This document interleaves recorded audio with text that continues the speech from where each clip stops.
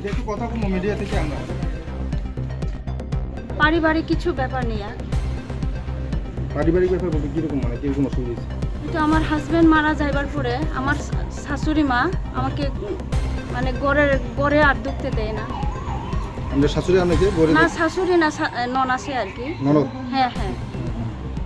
মানে এটা কি স্বামী মারা যাওয়ার পর না স্বামী জীবিত থাকে এরকম ঝামেলা ছিল? আগে একটু ঝামেলা ছিল, তবে স্বামী বর্তমান আছে দেখে আমি ওইটারে গ্রাহ্য করে নি আর কি। এখন তারা আমারে একবারে মানে গড়ে আর ঢুকতে দেয় না। ঘরটা কি আপনার স্বামী মানে আমি বানিয়েছিল? হ্যাঁ হ্যাঁ, আমি আর আমার হাজবেন্ডে লোন নিয়ে গড় তুলছি।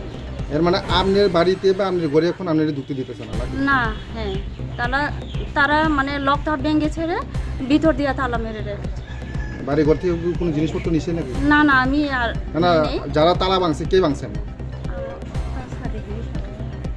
কে ঢুকতে দিচ্ছে না? তো আমার শাশুড়ি না শাশুড়ি বাড়ি আর কেউ আছে? ননাসে। ওটা আছে না? হ্যাঁ হ্যাঁ, নিয়মক। আপনি ননদকে আগে থেকে থাকতো না? আগের থেকেই থাকতো।